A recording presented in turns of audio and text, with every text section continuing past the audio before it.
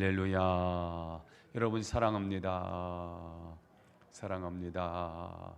사랑합니다. 자, 오늘도 아멘 좀 크게 하셨으면 좋겠습니다. 살아있는 예배, 아멘. 살아있는 예배, 하나님이 임하시는 예배, 아멘이 풍성한 시간이 되기를 축복합니다. 자, 오늘은 종려주일입니다.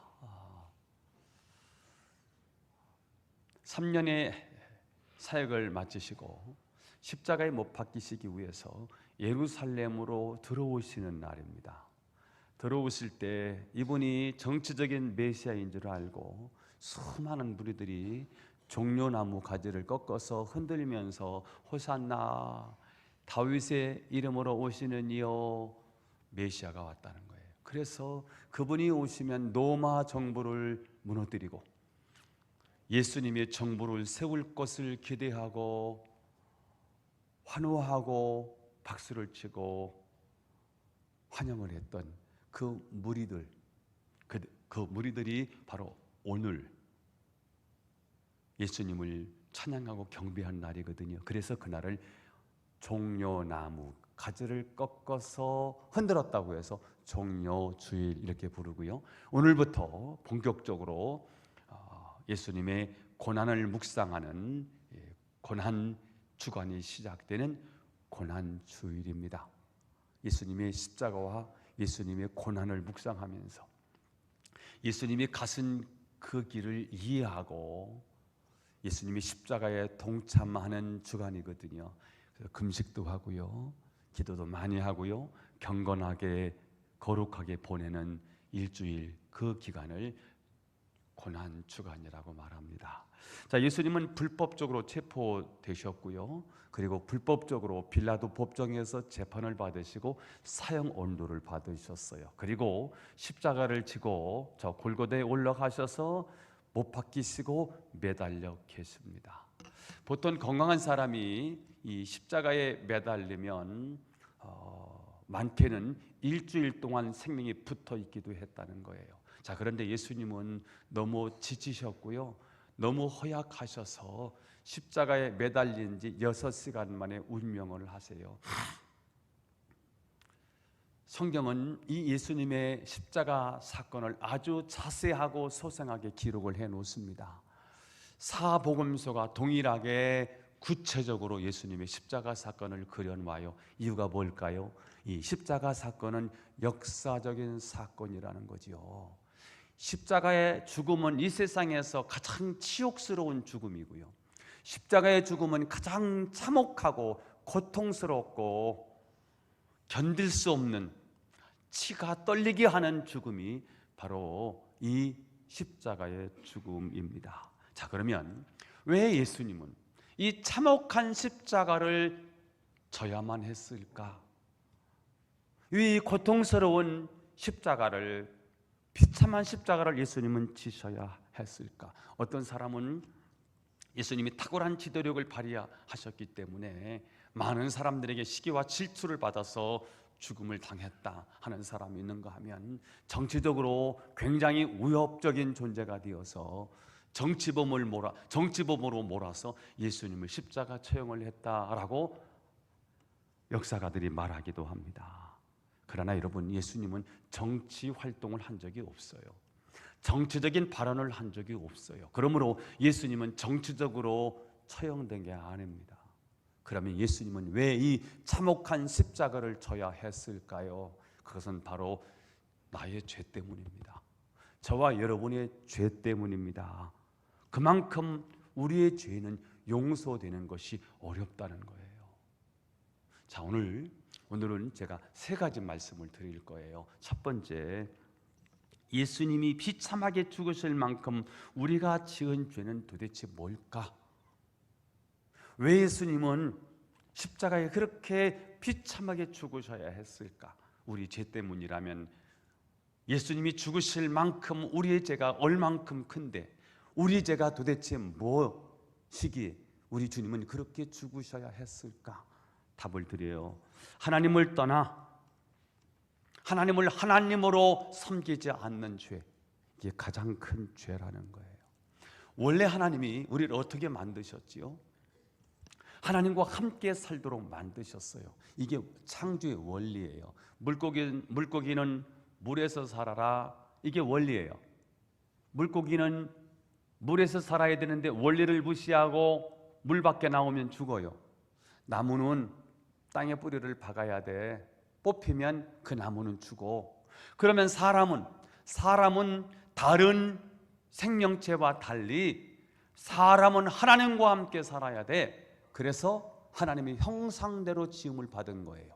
하나님의 형상이라는 게 뭐라는 거예요? 하나님은 영이신데 영적인 존재로 우리를 만들었다는 거예요. 그래서 우리는 영이신 하나님을 만나야 되는 거고요. 하나님은 인격적인 분이세요. 인격이 있으세요. 생각하는 머리가 있으시고요. 이분도 가슴이 있어요. 그리고 그분은 당신의 의지가 있어요. 인격적인 분이세요. 그 인격을 우리에게 주셔서 그 인격으로 하나님을 사랑하고 그 인격으로 하나님을 경배하도록 만드셨지요. 온 우주 만물을 지으시고 온 우주 만물을 다스리는 그 통치력을 우리에게 주셔서 만물의 영장으로 우리를 삼으셨지요. 하나님이 우리를 그렇게 만드셨어요. 창조의 원리예요.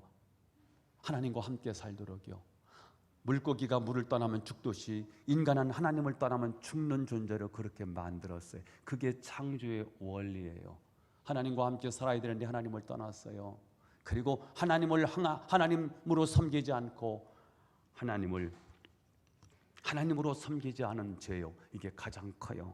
자, 로마서 1장 18절 오늘은 제가 이거 읽어볼게요. 하나님의 진노가 불의로 진리를 막는 사람들의 모든 경건하지 않음과 불의에 대하여 하늘로부터 나타났대요. 뭐가요? 하나님의 진노가 나타난 거예요. 19절을 봐요. 19절 이는 하나님을 알만한 것이 그들 속에 보임이라. 모든 자연 만물 속에는 하나님을 알만한 것이 그 속에 다 있다는 거예요. 하나님께서 이를 그들에게 보이셨다는 거예요.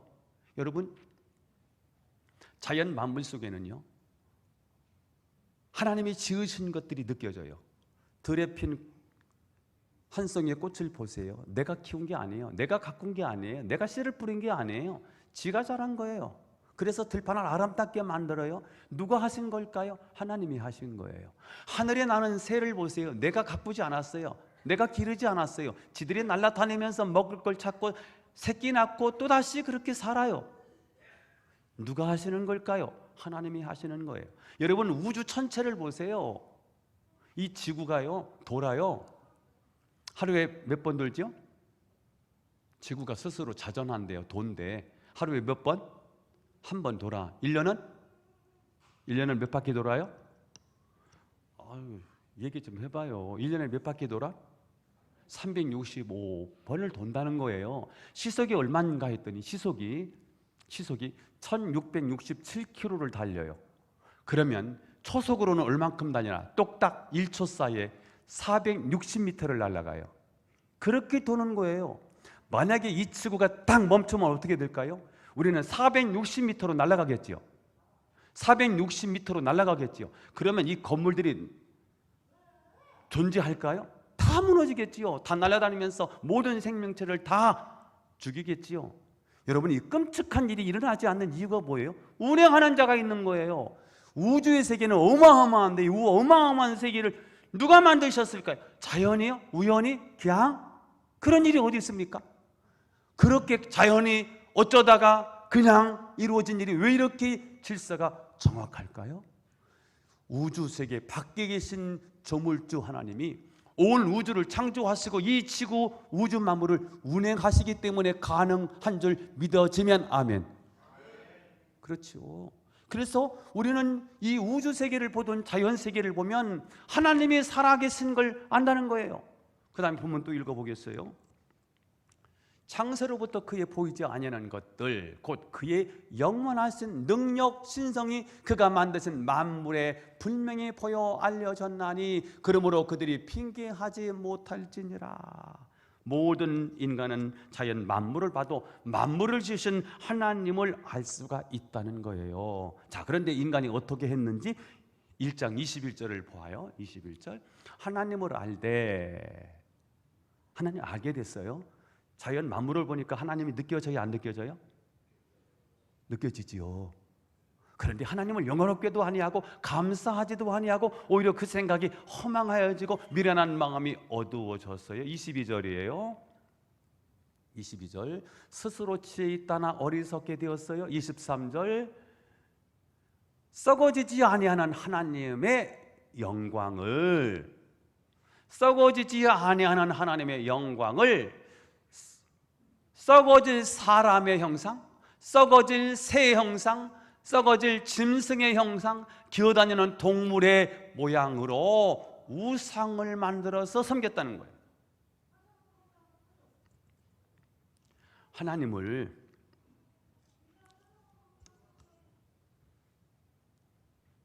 우주 만물을 보니까, 자연 만물을 보니까 하나님을 알겠어요. 그분이 존재하신 거예요.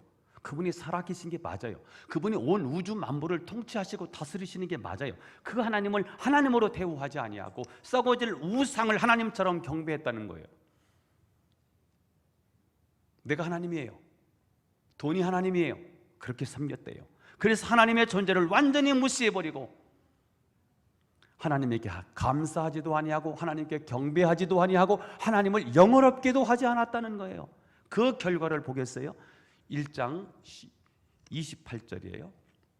또한 그들이 마음에 하나님 두기를 싫어했어요. 하나님 싫어. 하나님의 간섭도 싫어.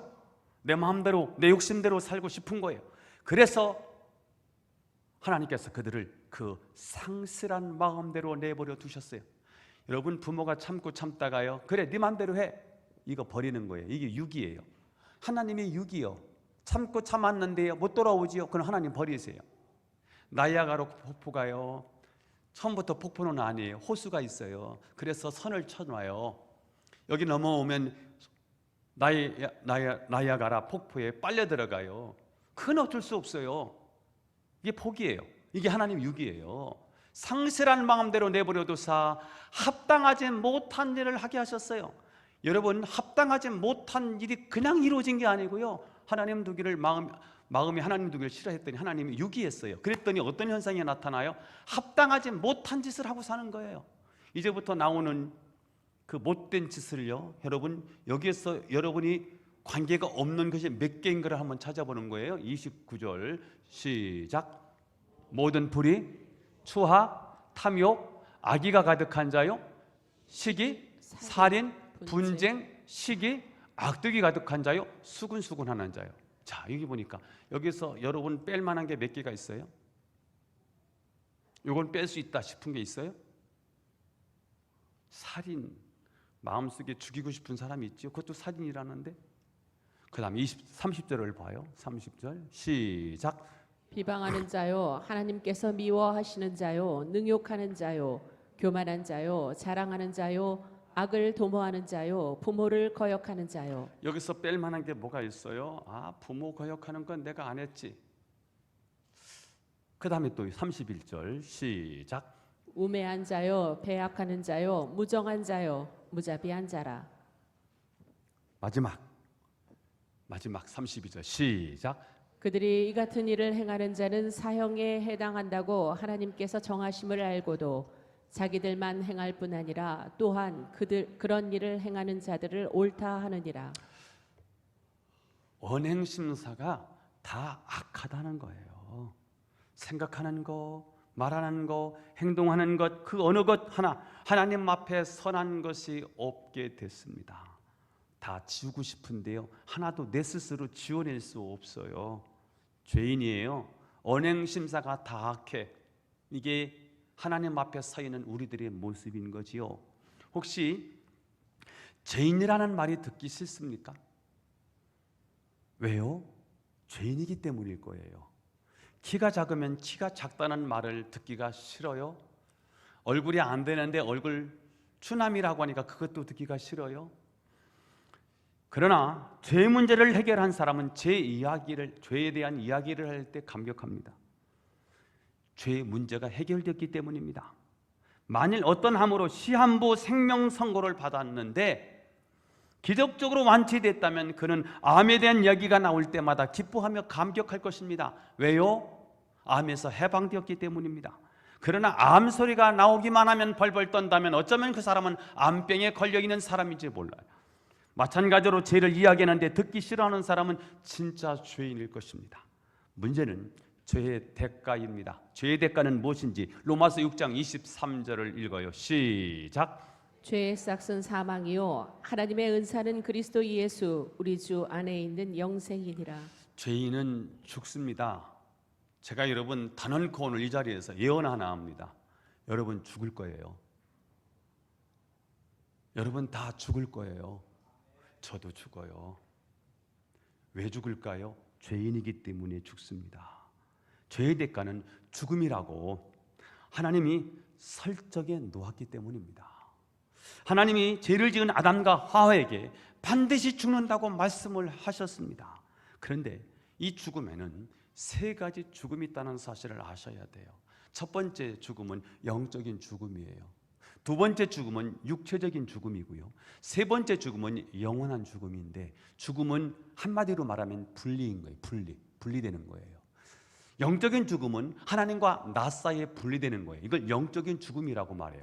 성경에서 말하는 죽음은 다 이 죽음을 말해요. 하나님을 떠난 거예요. 그래서 지옥 가는 거예요. 이게 영적인 죽음이에요. 영적인 하나님과 나 사이의 분리예요. 창세기 3장 이후로 인간은 하나님 형상에 깨져서 하나님 만날 수가 없어요. 이것을 영적인 죽음이라고 말하고, 두 번째 죽음은 육체적인 죽음을 말하는데, 육체적인 죽음은 저와 여러분이 이미 알고 있는 죽음이에요. 병들어 죽고 늙어서 죽고 사고 나서 죽지요. 죽음은 영혼과 육이 분리돼요. 육은 어디에 묻히고요? 땅속에 묻히고요. 영은 하나님 품으로 돌아가는 거지요. 하나님 품으로 돌아가지 못한 영혼은 어디로 가겠지요? 세 번째 죽음은 놀라운 죽음이에요. 어떤 죽음이지요? 영원한 죽음이에요. 성경이 말하고 있어요. 두 번째 죽음이 있다는 거예요. 이 죽음을 영원한 죽음, 지옥이라고 말하는데, 우리는 한 번 태어나고요, 우리는 한 번 죽고요, 우리는 두 번 태어난다고 그래요. 거듭난다고 그러죠. 그러나 죄인들은 두 번 죽어요. 두 번 죽어. 두 번째 사망이 있어요. 여기가 어디예요? 영원한 형벌, 지옥이에요. 이게 인간이 태어나면서 가는 노선이 있어요. 이걸 불교에서는 생로병사라고 말해요. 그렇지요? 사람이 낳고 늙고 병들고 죽어요. 이 코스를 다 가지요. 그런데 여러분, 이 세상에서는 이 성경에서는 이 생로병사로도 해결이 안 되는 문제가 있는 거예요. 우리는 비참한 운명인데 생로병사로 끝날 것 같지만 생로병사로 끝나지 않아요. 영원한 죽음이 있어요. 영원히 지옥 가야 되는 이 죽음이 또 하나 있는 거예요. 생로병사로 다 끝나지 않아요. 영원한 죽음이 있어요. 지옥을 영원히 꺼지지 않은 불 속에서 영원히 살아야 되는 그 두 번째 사망이 있는 거예요. 이게 인간의 시간표고 인간의 운명인 거예요.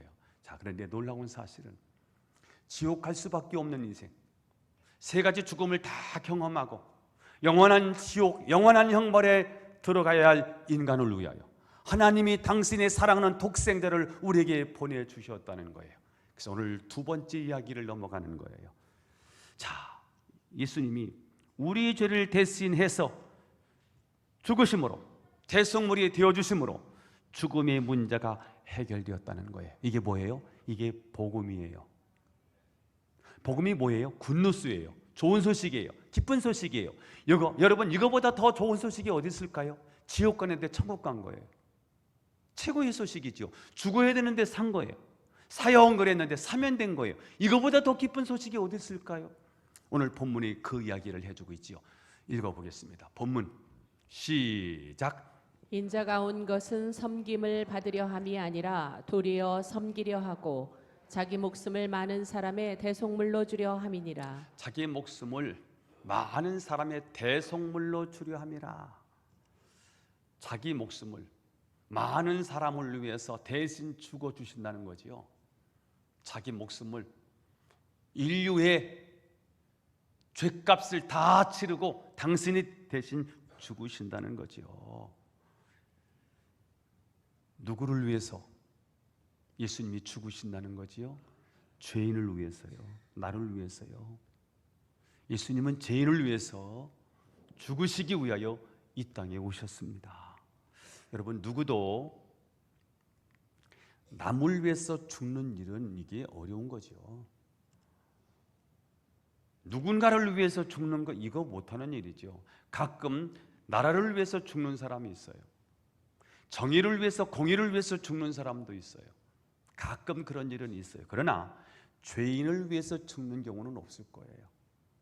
그런데 오늘 예수님은 죄인을 위해서 당신이 대신, 우리 대신 죄를 뒤집어 쓰고 저 골고다에 올라가서 십자가에 못 박혀 피 흘려 죽으시고 구원을 완성하셨다는 거예요. 자, 히브리서 9장 22절을 읽어보겠습니다. 시작. 율법을 따라 거의 모든 물건이 피로써 정결하게 되나니 피 흘림이 없은즉 사함이 없느니라. 자, 율법을 따라 거의 모든 물건이 피로써 정결하게 된대요. 율법이 그렇게 말해요. 모든 물건은 피로써 정결하게 된대요. 누가 정하신 거예요? 하나님이 정하신 거예요. 이게 율법이에요. 모든 물건은 다 피로써 정결하게 되는 거예요. 자, 그래서 피 흘림이 없은즉 뭐가 없어요? 죄 사함이 없는 거예요. 이게 하나님이 정하신 거예요. 죄값은 죽음이지요. 그래서 죄를 용서받기 위해서는 누군가가 반드시 죽어야 되는 거예요. 그 이유는 죄의 삭시 사망이기 때문이에요. 죄는 죽음으로만 해결이 돼요. 그런데 누군가가 죽어야 될까요? 짐승이 죽어도 안 된대요.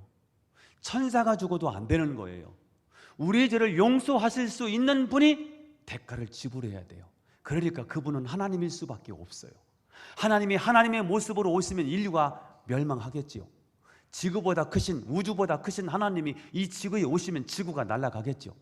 그래서 하나님이 우리의 수준으로 사람의 몸을 입고 이 땅에 오셔서 우리와 똑같은 모습으로 똑같이 살면서 우리의 아픔, 우리의 괴로움, 우리의 고통을 다 경험하시고, 그리고 우리의 모든 죄를 다 그분이 뒤집어 쓰고 십자가에 못 박혀 죽으시는 거예요. 그래야 죽음의 문제가 해결이 되는 거지요. 이 문제를 해결하기 위해서는 피가 필요하다는 거예요. 하나님이 정하신 법칙이기 때문에 그래요. 이 법칙은 누구도 바꿀 수가 없어요. 왜 꼭 피입니까? 물은 안 됩니까? 보석도 있는데 보상하면 안 될까요? 돈으로 대신 지불하면 안 될까요? 안 된다는 거예요.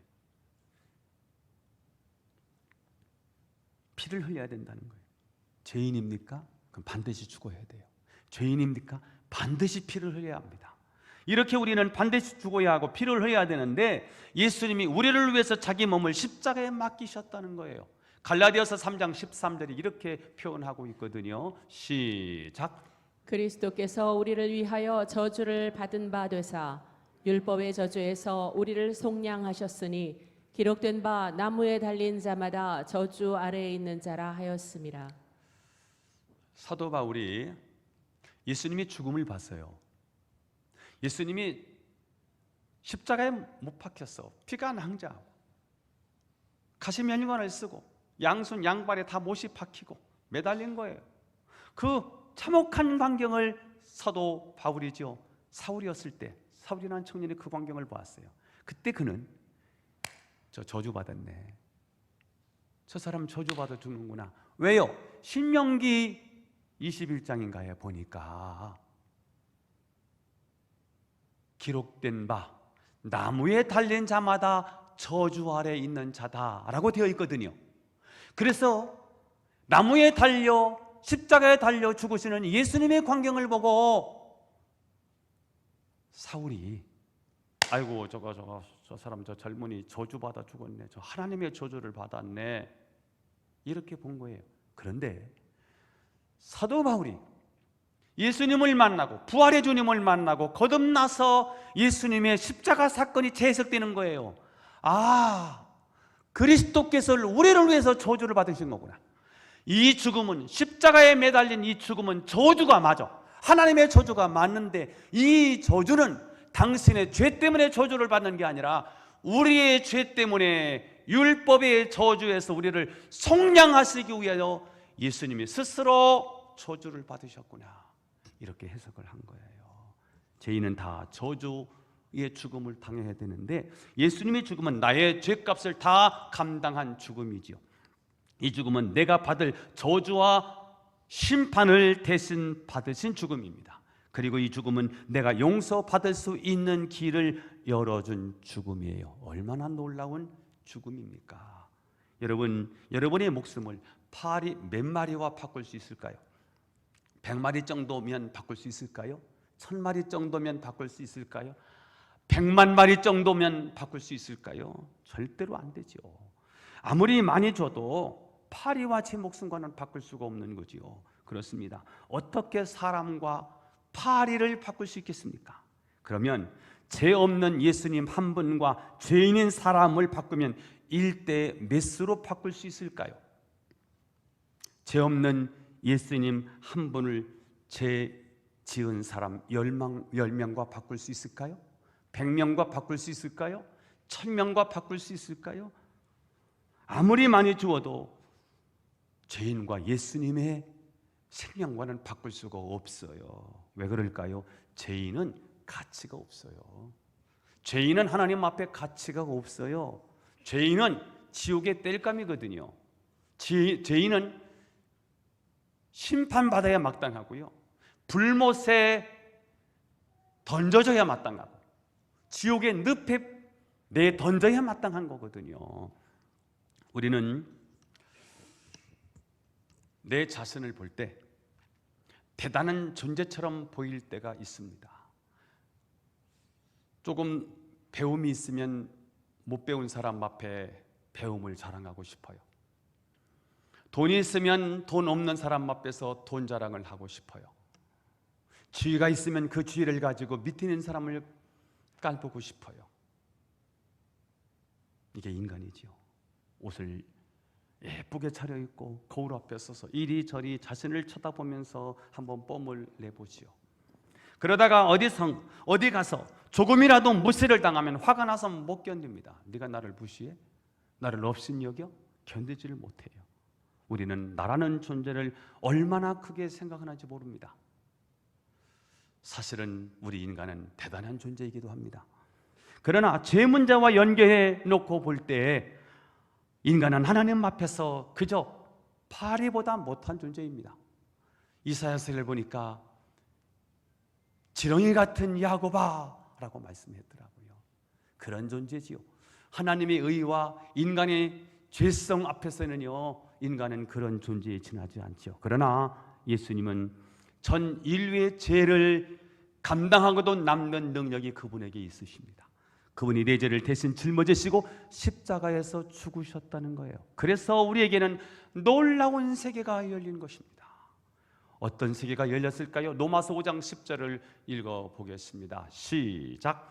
곧 우리가 원수 되었을 때에 그의 아들의 죽으심으로 말미암아 하나님과 화목하게 되었은즉 화목하게 된 자로서는 더욱 그의 살아나심으로 말미암아 구원을 받을 것이니라.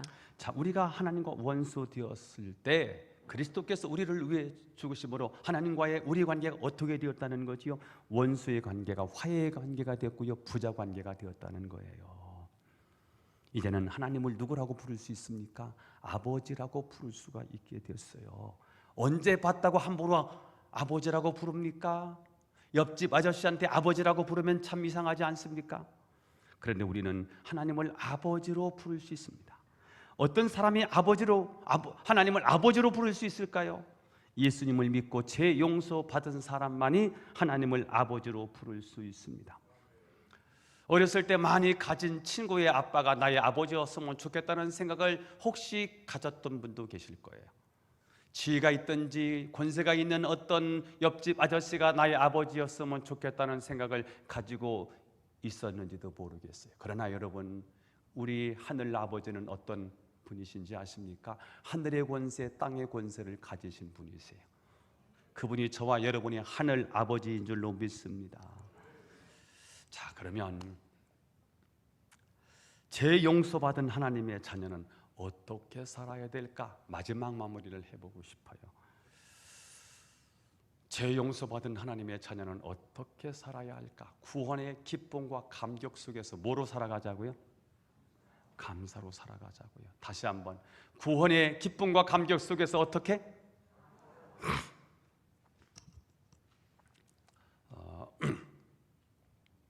지금 우리 남부연의 감독님이 김동현 감독님이신데, 감독님이 되시면서 전도 잘하는 교회를 시상하고 싶다면서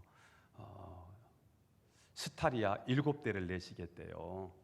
그래서 전도 잘하는 교회에 시상을 하고 싶다고 하시면서 저보고 위원장을 맡으라고 부르셨어요. 그래서 제가 맡게 됐거든요. 그리고는 2023년 1월 1일부터 12월 30일까지 1년 동안 전도 잘한 교회의 내용을 저희 위원회에 지출을 하면 심사를 해요. 1차 심사는 서류 심사를 통해서 40교회를 선정했거든요.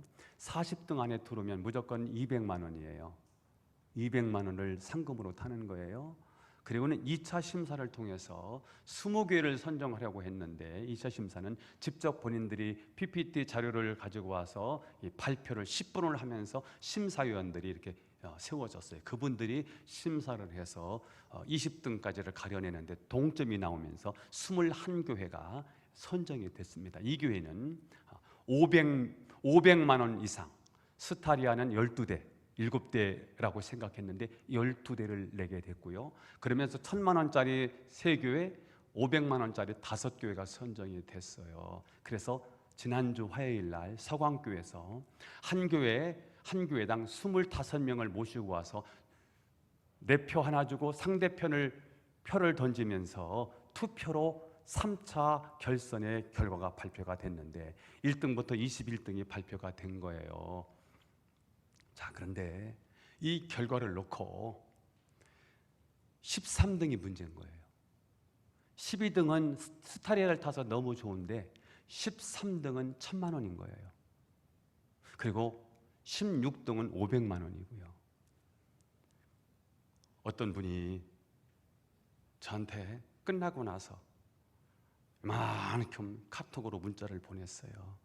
목사님, 저는 이번에 은메달을 탄 누구누구입니다 하고 보냈는데 자기가 떨어진다는 것은 상상도 안 해본 거예요. 이분은 자기네 교인 15명을 모시고 와서 투표에 참여하고요. 으쌰으쌰해서 아침 9시 반에 오면 몇 시에 출발했겠습니까? 저 금산에도 오고요, 저 청양에서도 오고 하는 분들인데 막 그 25명이 거의 80 노인들이 많았어요.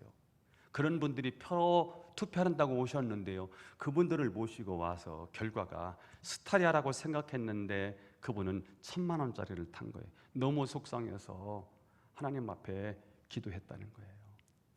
자기가 그렇게 글을 썼어요. 올림픽에서 금메달 따지 않고 은메달을 딴 사람들이 얼굴을 들지 못하더래요. 자기가 그런 심정이었다는 거예요. 그러면서 하나님 앞에 너무 속상해서 기도하러 갔대요. 그랬더니 하나님 이렇게 마음에 음성을 주셨대요. 금메달은 내가 탔어. 금메달은 내 거야. 전도했지? 금메달이야. 금메달은 내 거고 너 은메달도 감사해야 돼. 은메달 1,000만 원 그냥 줍니까? 전도 열심히 했더니 1,000만 원 받은 거예요. 그래서 저한테 목사님 수고 많이 하셨고요, 은메달 탔는데 은메달을 하나님이 기뻐하라고 해서요, 우리 원교인들하고 지금 기뻐하면서 이 글을 써요 하고 저한테 보냈더라고요. 제가 굉장히 큰 감동이 되었어요. 스타리아를 탈 줄 알고 3,500만 원짜리 스타리아를 탈 줄 알고 있다가 스타리아를 못하고 은메달을 탔는데 그 마음이 얼마나 무너졌겠어요. 그런데 기도하면서 하나님의 응답이 뭐예요? 은메달도 감사해. 사실은 동메달도 감사한 거예요. 21등 안에 들어온 거 그거 진짜 감사할 일이고요. 40등 안에 들어온 것도 200만 원 그것도 감사할 일이거든요. 여러분, 당연한 게 어디 있습니까? 그냥 주어진 게 어디 있습니까? 하나님이 다 우리에게 은혜로 주신 거지요. 40등 안에 들어온 교회요, 자기들이 돈 낸 게 아니에요. 감독님이 돈 내고요, 큰 교회들이 돈 내가지고 6억을 모아가지고 나눠준 거예요. 이거 은혜로 준 거예요. 그런데 어떤 분은 40동 안에 들어왔는데 20동 안에 들어오지 못했다고 삐졌어요. 그래서 문자가 오기를 자기는 돈을 200만 원 안 받겠대요. 그래서 위원장이니까 제가 보고를 받고요, 그분한테 전화를 드렸어요. 목사님, 그냥 200만 원 받으세요. 목사님이 저를 잘 모르시는가 본데요, 저는 한 번 아니라면 아닙니다. 제가요, 알았습니다 목사님, 그러면 200만 원 안 받으시는 것으로 알겠습니다. 전화 끊었거든요. 굉장히 마음이 아팠습니다. 슬픈 건 슬프고 아픈 건 아픈 거지만 어떻게 표현을 그렇게 합니까? 여러분, 동일합니다. 하나님 우리에게 구원을 주셨어요. 하나님을 아버지라고 부를 수 있는 이 어마어마한 특권을 주신 거예요. 이건 당연한 게 아니고 뭐예요? 하나님의 전적인 사랑이고 하나님의 은혜인 거예요. 사랑하는 남편도 나를 위해서 피 한 방울 흘려준 적이 없어요. 밤새 꿍꿍 앓고 누워있어도요, 코를 드릉드릉 걸면서 자는 게 남편이잖아요. 저고요. 내가 아파도 누구 하나 나 대신 아파주는 사람도 없어요. 그런데 하나님의 아들이 내 죄를 짊어지시고 십자가에 대신 죽으셨다는 거예요. 이 사실을 믿기만 하면 모든 죄가 용서가 되고 다 하나님의 자녀가 된다는 것입니다. 오늘 당장 하나님의 부름을 받는다 할지라도 예수님이 입혀주신 이 세마포 옷, 하얀 옷, 깨끗한 옷을 입고요, 하나님 앞에 당당히 설 수 있는 이유가 뭐예요? 그분이 나를 위해서 십자가에 못 박혀 죽으신 거잖아요. 얼마나 감사한 겁니까? 감사한 겁니까? 더구나 하나님의 자녀에게는 아버지께 기도할 수 있는 권세, 아버지께 기도를 청구할 수 있는 특권을 하나님이 주셨다는 거잖아요. 급할 때마다 하늘에 계신 하나님을 찾아요. 그분은 항상 내 옆에 계시는 분이시고 그분은 항상 내 마음속에 계시는 아버지지요. 부르기만 하면 새벽 2시든 3시든 상관없이 언제든지 대답하시는 분이 우리 하늘에 계신 아버지잖아요. 아무리 자녀를 사랑하는 아버지도 한밤중에 계속해서 깨운다면 마냥 좋아할 아버지가 어디 있겠습니까? 그러나 하늘에 계신 아버지는 밤중에도 새벽에도 상관이 없어요. 언제든지 아버지 좀 도와주세요, 아버지 저를 불쌍히 여겨주세요 라고 하면 오냐 오냐 하시면서 기가 막히게 우리를 돌봐주시는 하늘에 계신 우리 아버지, 그분을 아버지라고 부를 수 있다는 것 감사하고, 그분께 우리가 기도를 할 수 있다는 게 감사하고, 감사하지요. 그래서 오늘 고난주간을 일주일 보낼 텐데요, 어떻게 보냈으면 좋을까? 숙제예요. 숙제 꼭 좀 해오셨으면 좋겠어요. 첫째, 구원해 주신 하나님께 기쁨과 감격 속에 최고의 감사의 표현을 했으면 좋겠어요. 오늘 설교를 들었으니까 야, 이 구원이 이 당연한 게 아니고 엄청난 은혜고 엄청난 하나님 편에서는 대가를 지불한 거구나, 그래서 이건 감사해야 될 이유구나 해서 구원해 주신 하나님께 대한 최고의 감사를 한번 물질로 다음 주 부활절 감사 헌금을 드릴 때 좀 표현해 보셨으면 좋겠다 하는 게 첫 번째 숙제고, 두 번째, 하나님이 우리에게 하나님을 아빠라고 부를 수 있도록 특권을 주시면서 기도 청구권을 주셨거든요. 기도의 특권을 주셨거든요. 내일부터 금요일 남아나육 기도회까지 6번의 만남이거든요. 내일부터 특별 새벽 기도회가 시작되는데 주보지에 보면요, 목회 칼럼 난에 기록이 되어 있어요. 어떻게 해야 될지. 그래서 특세에 참여해서 기도의 권세를 한번 누려보자고요. 두 번째 숙제 꼭 하실 거죠? 아멘. 세 번째, 죽음을 이기시고 부활하신 예수님의 승리를 바라보면서 믿음의 선한 싸움을 싸워서 승리하고 돌아오기. 세 번째 과제입니다. 이 세 가지 과제를 꼭 고난주간에 한번 실천에 옮기시면서 승리하는 저와 여러분이 될 수 있기를 예수님의 이름으로 축원합니다. 기도하겠습니다. 하나님 아버지, 감사하고 찬양합니다. 오늘 주신 말씀 감사합니다. 예수님이 비참하게 죽으실 만큼 우리의 죄는 하나님을 떠나 하나님을 하나님으로 섬기지 않는 죄인데, 이 문제를 해결하기 위해서 하나님의 독생자를 보내셨고 우리의 죄를 대신해서 대속물로 죽으심으로 우리의 인생의 문제가 해결되었사오니 하나님 이거 감사하고 감격 속에서 살아가게 하시고 세 가지 숙제를 일주일 동안 잘 감당하는 우리들이 되게 하옵소서. 승리하고 돌아오게 하옵소서. 예수님의 이름으로 기도하옵나이다. 아멘.